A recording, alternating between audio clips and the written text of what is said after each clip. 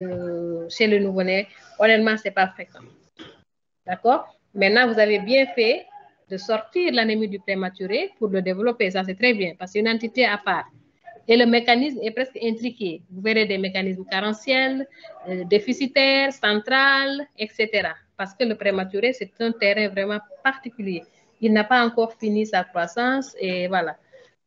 Il est né. Alors, la prise en charge, toujours la même remarque. Le traitement curatif, le traitement préventif. But, moyen, indication, prévention primaire, secondaire, tertiaire. D'accord? Alors là, j'avais noté la recommandation de la HAS, ça j'en ai déjà parlé.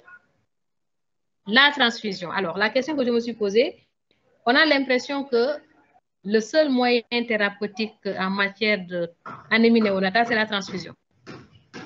En dehors de la transfusion, il n'y a pas autre chose. Oh, vous êtes d'accord avec elle? Ou bien c'est moi qui n'ai pas vu? Hospitalisation, réanimation, oui. Transfusion, oui. Allez-y.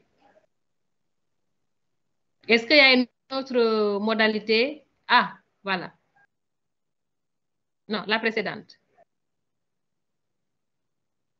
La précédente, voilà, ici. La vitamine K, la photothérapie, exsanguino-corticoïde, voilà.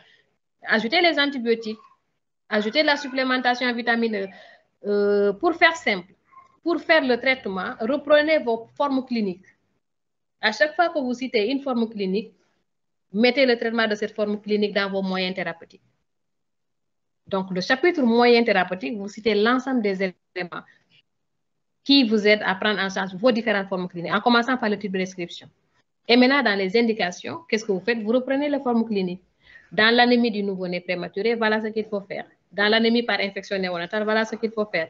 Dans l'anémie par incompatibilité, Régis, c'est comme ça, ABO, c'est comme ça, ainsi de suite, ainsi de suite.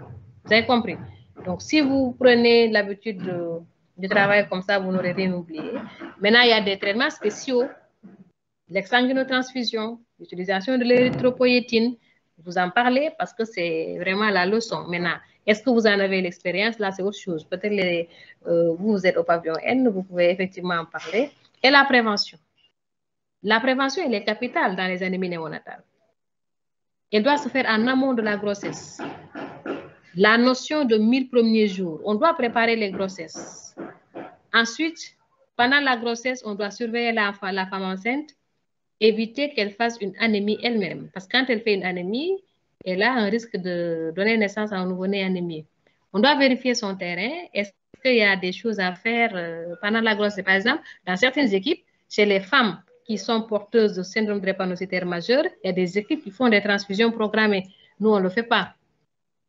Donc, c'est très important cette prévention anténatale. Ensuite, en période néonatale, quand l'enfant est déjà là, après l'anémie, qu'est-ce qu'il faut faire? En fonction de la cause, bien sûr. Si c'est